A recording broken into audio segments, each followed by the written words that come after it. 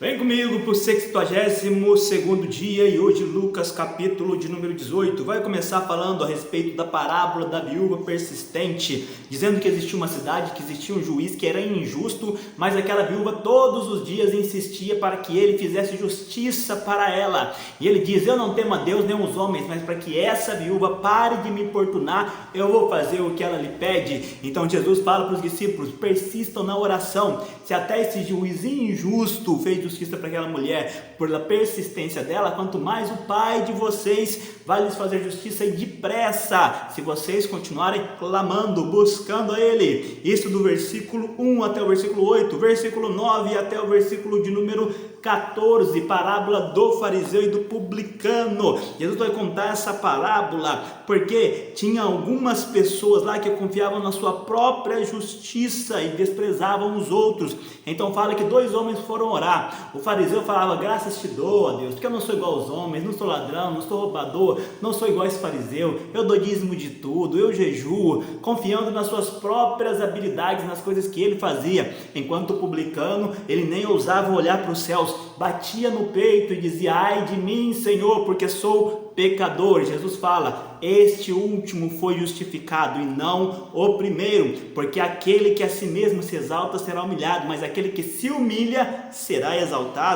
Versículo 15 até o 17, as multidões vinham e traziam crianças também, para que Jesus colocasse a mão sobre elas. Os discípulos tentaram impedir, mas Jesus falou: não impeçam, porque os que são como tais é que herdarão, que possuirão o reino de Deus. Versículo 18 até o versículo de número 30, um jovem rico vai até Jesus e pergunta: mestre, bom mestre, o que eu preciso para herdar a vida eterna? Jesus fala: por que me chama bom? Bom é somente Deus. Você tem cumprido os mandamentos, obedecido seu pai e sua mãe, os mandamentos de Moisés, todos eles tenho cumprido desde a minha infância. Então ele fala para aquele jovem: ainda lhe falta uma coisa, vai, vende tudo que tem e me siga. Aquele jovem saiu triste dali porque tinha muitas riquezas.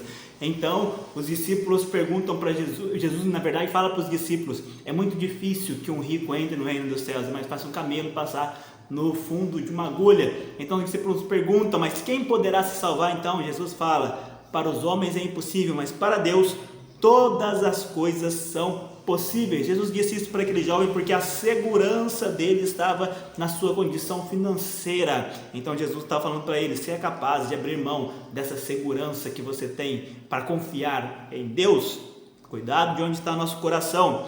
Então Pedro, na verdade, pergunta para Jesus: e nós que deixamos tudo, o que nós vamos receber? Ele falou: muito mais nessa vida e ainda a vida eterna. Versículo 31 ao 34, Jesus vai predizer novamente para os discípulos a sua morte, dizendo que quando chegassem em Jerusalém, seria entregue aos gentios, seria zombado por eles, seria morto, mas ao terceiro dia ele ressuscitaria. Os discípulos não entendiam nada do que ele estava fazendo.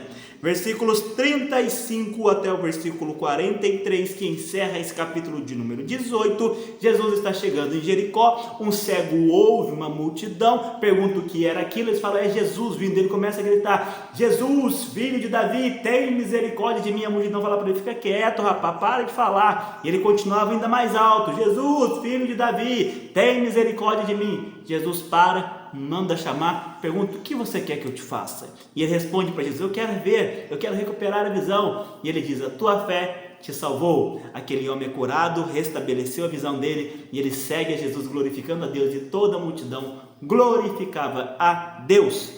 Que Deus continue lhe dando esclarecimento, entendimento e vontade de conhecer as Santas Escrituras. Que Ele te abençoe poderosamente em nome de Jesus.